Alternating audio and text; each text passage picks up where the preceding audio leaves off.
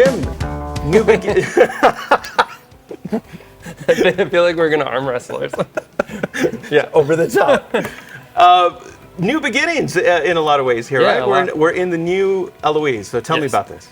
So we started building out this place in June, I think, and then I did it very slowly at first, and thought I would be done before tour started in September, and kind of blew it. Yeah. And was then juggling tour and upcoming record release, Right. and moving out of the old location. Yeah, it's been a year for sure. So, listen, when you decide to do this, and again, it did coincide with the new Sparta album, and we'll talk about that, but when you decide to say, we're going to keep Eloise and we're going to move it to a new location, not far from the old location, Yeah. I have to think, given the state of things, certainly for the industry, was there a moment where you were like, this is maybe a good time to say goodbye? Oh, a lot of them. Yeah. A lot of them, for sure. The thing is, we don't do this as a business, the same as I don't do music as a business. Like, we could do different things here to be more profitable. We could do different things here to be busier, but I don't think that that's who we are or what we want to do. And I think sort of my whole life has been a journey of making things, and I don't really look at the end result. So when we started building, like, I love making things with Kristine. So she has an idea. We walked in here, it was a total empty square, basically. There was a bar that we tore out, but other than that, it was just a big empty canvas. And I love watching her imagine.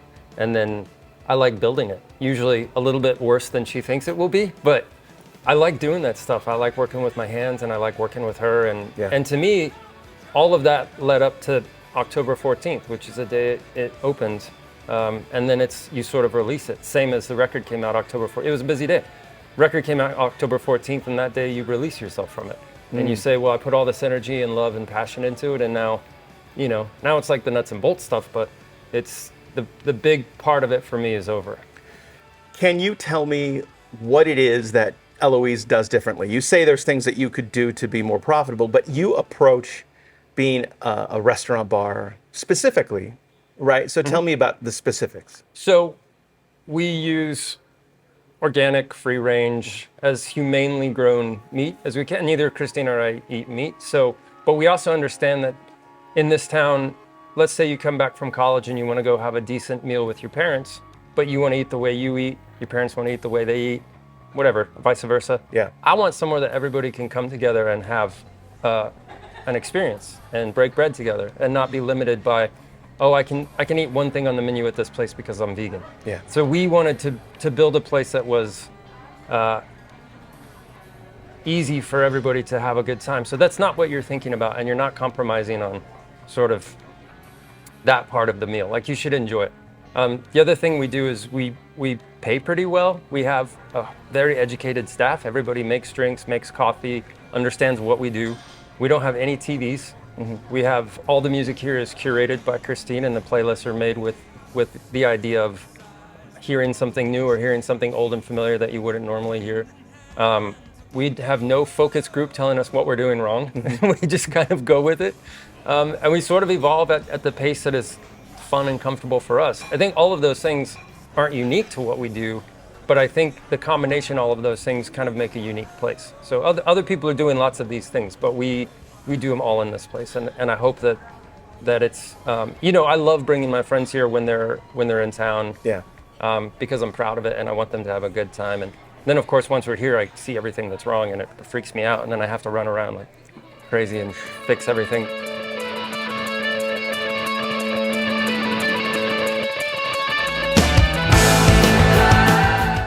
Let's transition to music, because Sure.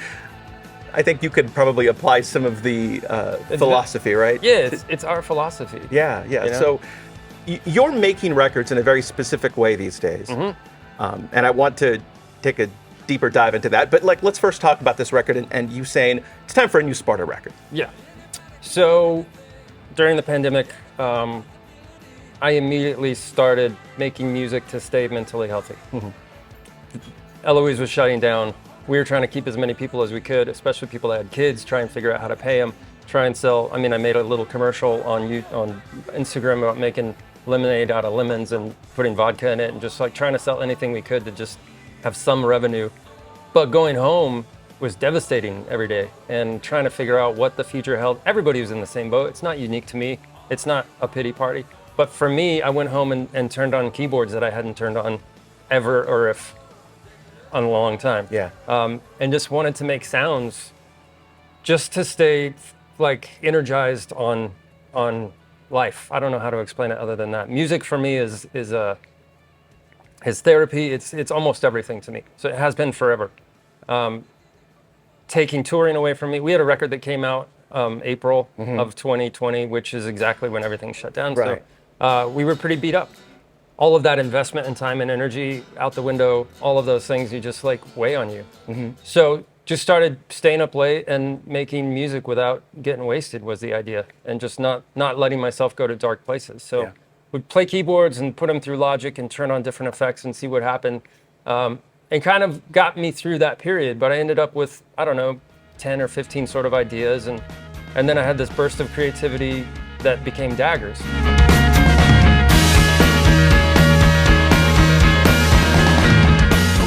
That was like a 3 or 4 week thing that happened in the middle of the pandemic, where I called Tucker, my friend Tucker Rule, and he played drums on that record, and then Kenny played bass, and then it was done, sealed up.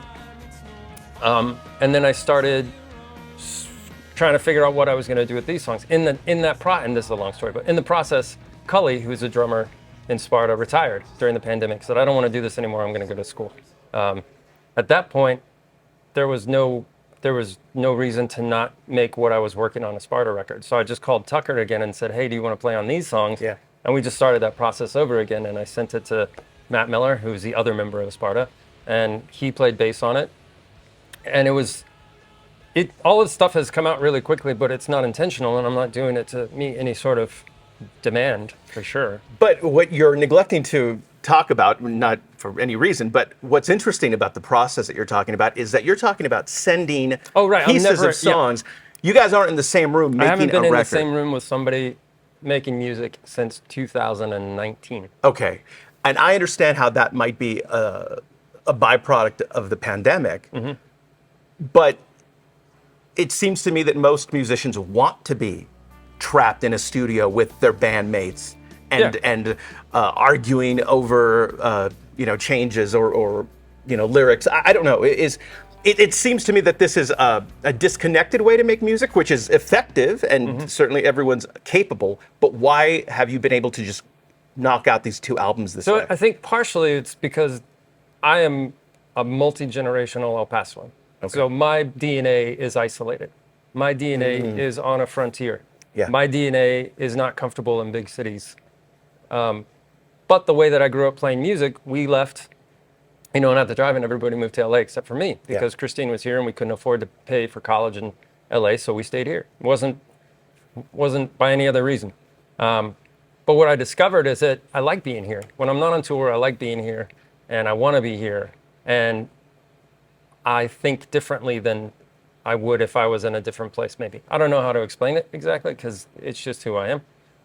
But we never really had the option of making records via distant, like real records, like demoing, fine, whatever. During the pandemic, we were forced to do something where Tucker built a studio in his garage so that he could play drums and send them to people to make money, because we have to make a living. I started doing more stuff in my house because I took all the little pieces that used to go to studios or were in storage or whatever and brought them to my house and built a little setup that is as good now as studios were when I was a kid. There's no difference. It's just technology. But mentally, it has released me from, and this is going to sound kind of shitty, but it's released me from a lot of compromise that I used to do.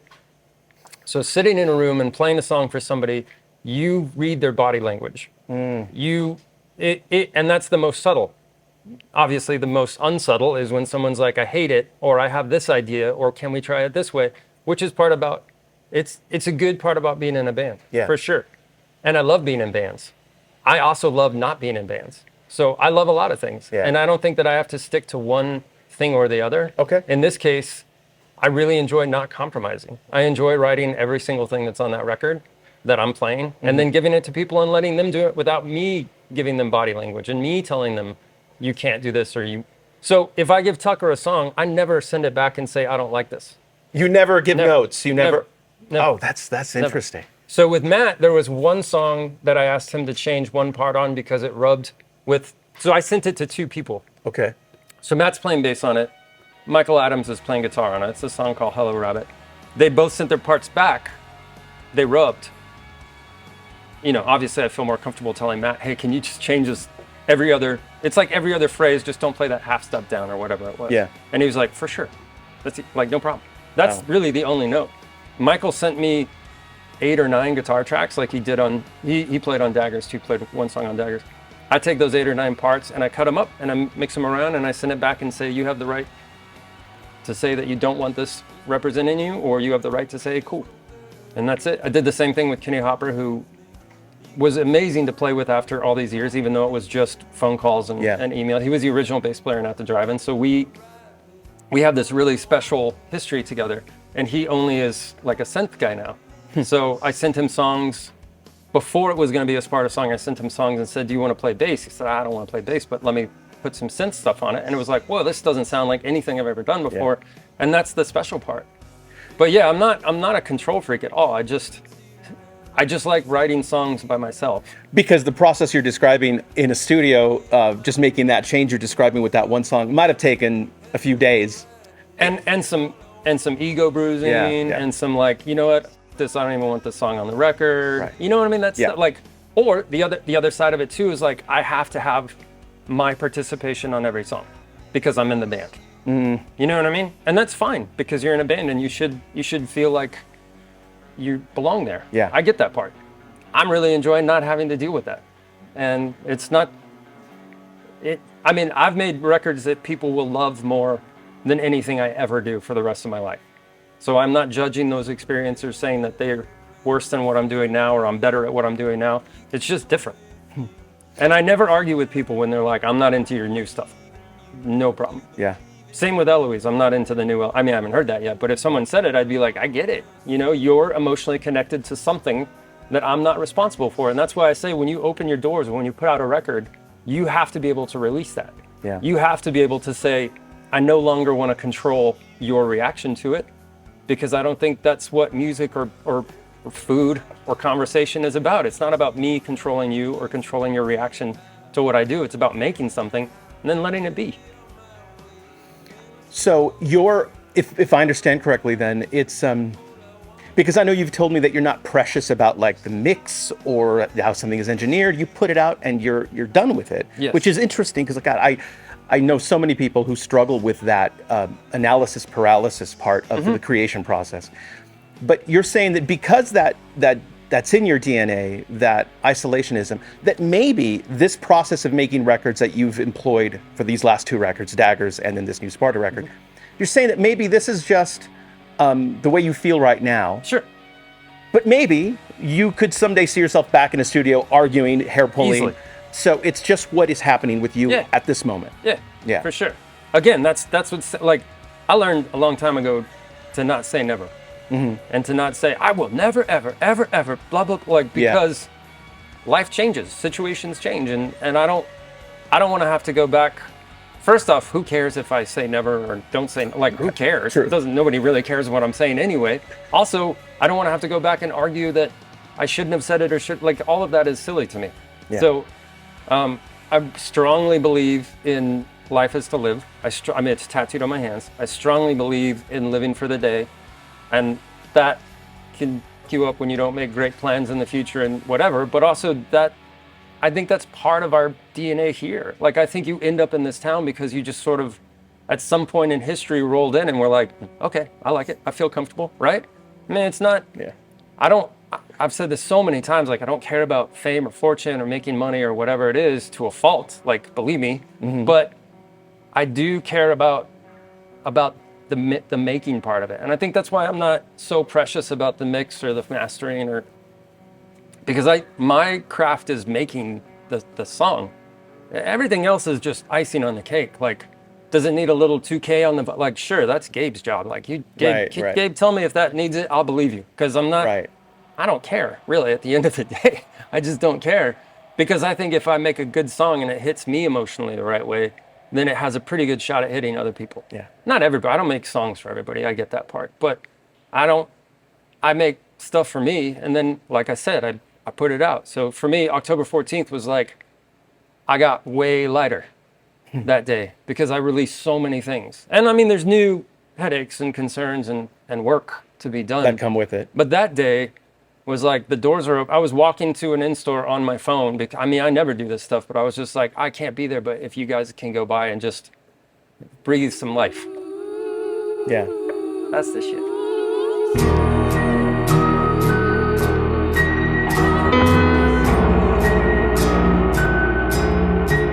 I'm going to jinx myself by asking you about the song with Angelica, which was fantastic. I mean, she's an amazing talent. I'm a big fan of hers. So talk to me about how that came together. So our mutual friend, Carlos, said, when we play in El Paso, Chicano Batman, when we play in El Paso, get there early. I think they had a night off the night before. So I was with Carlos the night before. Yeah. And he said, whatever you do, make sure and get to the show tomorrow on time to watch Angelica. And I knew he had been producing her because I follow him on Instagram and I'm watching what he does or whatever. Yeah. Just absolutely blown away. Staying in the freezing wind. It was an awful night. It was a very cold night. Yeah. It was. Blown away. Just insanely talented. Started listening to her stuff online. And then I sent Carlos that song Spiders, which I wrote 15 years ago, probably. Oh, wow. And it's just been sitting on the shelf, and I knew that it needed something, some sort of spark. Yeah. And I called Carlos and said, if I send you this song, will you vet it for Angelica? I don't want to just cold call her and send her a song. She doesn't know who I am or doesn't know anything about my past or whatever. And he said, yes. Wrote me back right away. It's a killer song. Let me introduce you guys. So sent it to her. Sort of months went by. We would text and she'd say, oh, I'm just busy. I'm like, no worries. I have no timeline, whatever. Yeah. And then one day I got an email and it was like 17 or whatever number of files of her singing and effects and just craziness. And I gave it to Gabe and sort of told him I want us to flip verses or whatever it is. And he sent me a mix and I was like in tears. Wow. Because it took it to like, you know, you think it's your song and then you're like, this is not my song. Like this is hers or the universe's or whatever. It's just so incredible. Forget the past is gone. And I'd never met her. I'd never spent a minute of actual face-to-face time or whatever. And on this tour that we just finished, she saw my Instagram when I misspelled her in class and was like, oh, yo, you're in New York, I'm in Brooklyn. And I said, yo, come down if you want to, no pressure, whatever. She came down, she hung out all night. We just sat at the merch booth and talked and learned about each other. And she's incredible. Like she's an incredible talent and will be a force to be reckoned with, I guarantee. And, you know, everybody should put their money on her because she is something else. Couldn't agree more. And super kind and humble and genuinely does not understand why people are so fascinated with her ability, which I find double endearing. You know, when you really honestly don't know that you're that talented is something even more special, you know. But it speaks to what maybe has been the message here, like for you to be moved as an artist, as a creator, to be moved to the point that you were with her contribution, and then that contribution being administered by remote, and in fact never having met her at that point, that speaks to the power of art in whatever form it takes, right? I mean, so people used to sit around fires and make music together, right? And then at some point they started putting it on rickety phonograph machines where you sang into the bell and it would whatever, you know, and it evolved. But the thing that never changed is that it's just expression and communication, and whatever format that it's happening in, when it works, it works.